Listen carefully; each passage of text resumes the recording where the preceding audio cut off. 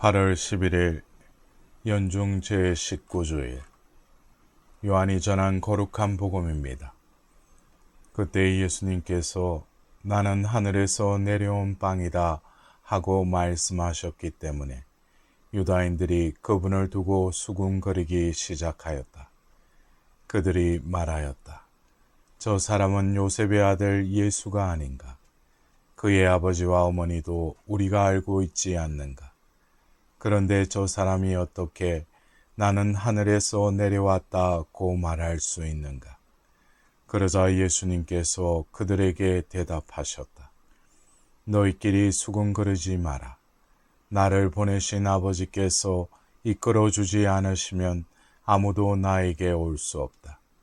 그리고 나에게 오는 사람은 내가 마지막 날에 다시 살릴 것이다.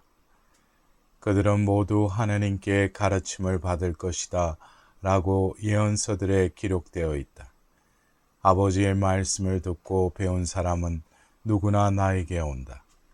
그렇다고 하나님에게서 온 이 말고 누가 아버지를 보았단 말은 아니다. 하나님에게서 온 이만 아버지를 보았다. 내가 진실로 진실로 너희에게 말한다. 믿는 사람은 영원한 생명을 얻는다. 나는 생명의 빵이다. 너희 조상들은 광야에서 만나를 먹고도 죽었다. 그러나 이 빵은 하늘에서 내려오는 것으로 이 빵을 먹는 사람은 죽지 않는다. 나는 하늘에서 내려온 살아있는 빵이다.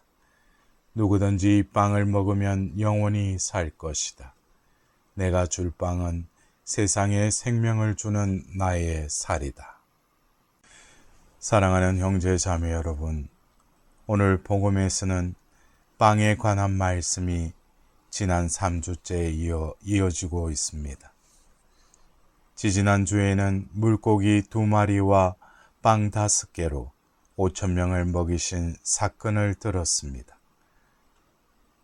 예수님 손을 거치는 삶, 감사드림으로 변하는 삶을 묵상했습니다.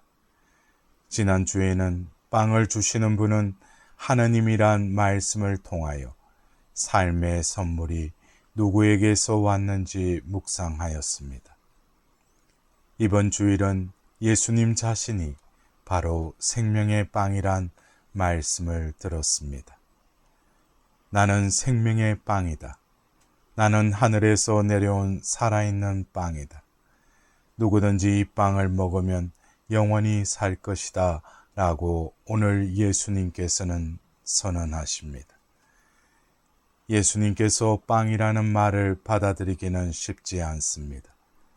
그러기에 이 말씀을 들은 사람들은 수군거리기 시작합니다. 글자 그대로만 보면 말이 안 되는 말씀입니다. 글자가 아닌 뜻을 보아야 하고 그 뜻은 물리적 차원이 아니라 신앙적 차원에서 드러납니다.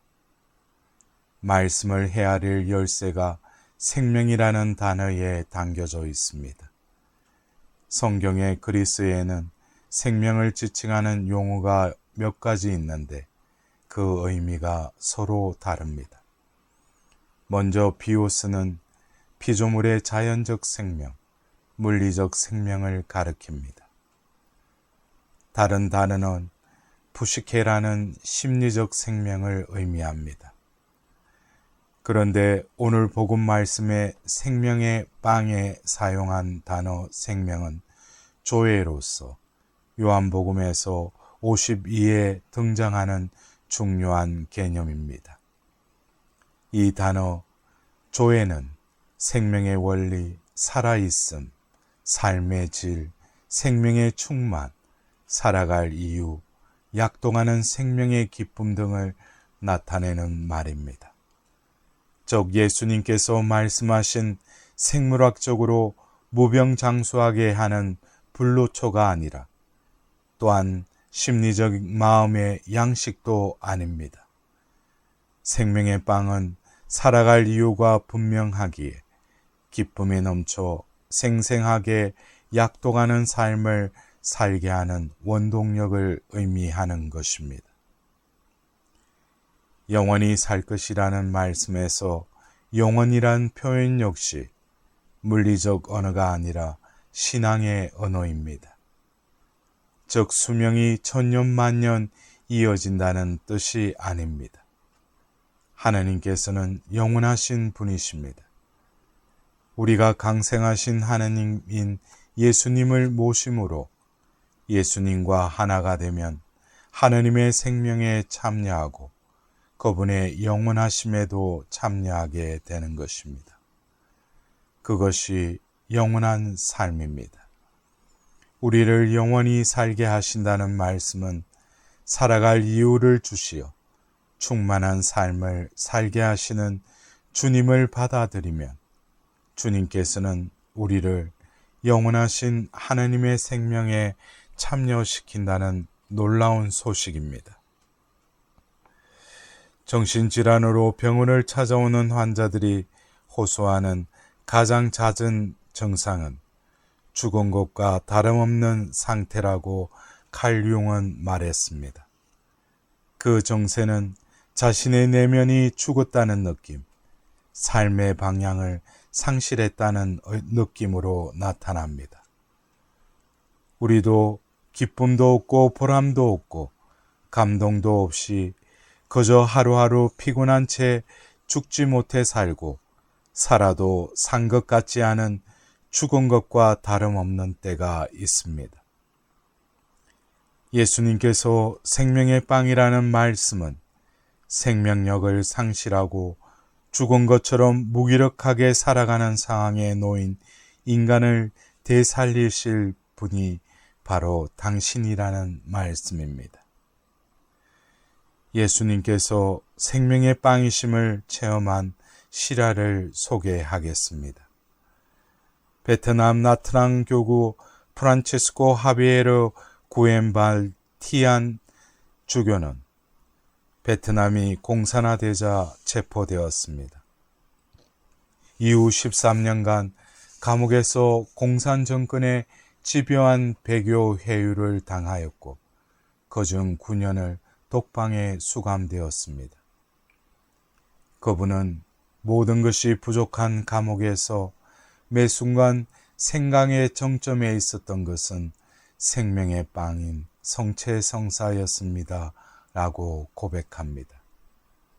투안 주교는 간수가 잠든 한밤중에 담요를 뒤집어 쓰고 손전등 안에 숨겨둔 제병과 위장약으로 받은 포도주 3방울을 손바닥에 놓고 미사를 봉헌했습니다. 차차 수감 중인 신자들이 미사에 참여하여 숨소리를 죽여가며 모기장 사이로 손을 넣어 성체를 받아 모셨습니다. 감옥에서 교우들이 주님의 몸을 생명의 양식으로 모시게 된 결과를 투안 주교는 이렇게 해상하였습니다. 감옥의 어둠은 부활의 빛으로 바뀌었습니다. 폭풍어가 몰아치는 가운데 복음의 씨앗은 싹을 틔웠습니다. 감옥은 교리교육장이 되었고 수감자들은 세례를 받기 시작하였습니다. 성체는 하나님과 인간을 이어주었습니다. 어떠한 절망 상황에서도 성체를 통해서 희망을 찾고 성체 안에서 살아갈 이유를 발견하였던 것입니다. 그렇게 예수님의 몸인 성체는 생명의 빵으로 드러났습니다. 언제 끌려나가서 총살을 당할지 모르는 위기 상황에서 어떻게 성체가 생명력을 주었는지 그는 이렇게 고백합니다. 한때 저는 검으로 된 성방과 성작으로 미사를 봉헌하였으나 이제 당신의 성혈은 제 손바닥에 놓여 있습니다. 한편 저는 감신에 모신 당신을 조배했습니다만 이제 저는 당신을 제 호주머니 속에 밤낮으로 지니고 다닙니다. 한때 저는 수천 명의 신자들 앞에서 미사를 봉헌했습니다만 이제 밤의 암흑 속에서 모기장 밑으로 성체를 전합니다. 매트 위에서 곰팡이가 자라는 감방, 여기에서 저는 행복합니다. 왜냐하면 당신께서 저와 함께 계시고 당신께서 제가 이곳에서 당신과 함께 생활하기를 원하시기 때문입니다. 이렇게 죽음의 감옥에서도 예수님께서는 생명의 빵으로 오시어 생동감 넘치게 살게 하셨습니다. 생명의 빵인 성체가 믿음을 지키고 희망을 키우며 사랑을 나누는 양식임을 체험한 투안주교는 성체 성사 없이는 하나님의 생명을 유지할 수 없습니다 라고 증언합니다. 투안주교는 자신의 하느님 체험의 발전 과정을 이렇게 전합니다. 나 자신을 포함하여 모든 죄수들은 교도소에서 풀려날 나를 학수고대하고 있었습니다. 그런데 예수님께서 생명의 빵임을 체험한 이후 나는 작정했습니다. 나는 기다리지 않으리라. 현재의 순간을 사랑으로 가득 채우면서 살아보리라고 말입니다. 내 삶을 과거에 묶어두거나 미래로 유보하지 말고 지금 여기서 예수님의 사랑으로 내 삶을 채우며 감옥이든 성당이든 하나님의 생명을 누리게 된다는 고백입니다. 투안주교는 이후 석방되어 추기경에 소임되어 로마에서 활동하다가 2002년 선종하셨으며 현재 시복 절차가 진행 중이라고 합니다. 오늘 독서에 등장하는 사막처럼 배고프고 목마른 세상이 지금 우리가 살고 있는 세상입니다. 세상은 죽은 것과 다름없는 삶을 강요하며 현실은 감옥처럼 우리 삶을 올가맵니다. 이 상황에서 어떤 힘으로 살아가야 할까요? 주님께서 생명의 빵이십니다. 지금 여기서 주님께서 생명의 빵임을 고백하고 주님의 사랑으로 내 삶을 채우면 죽은 것과 다름없는 삶은 영혼을 되찾아 생동감이 넘치게 되고 하나님과 하나가 되어 영원한 생명에 참여하게 됩니다.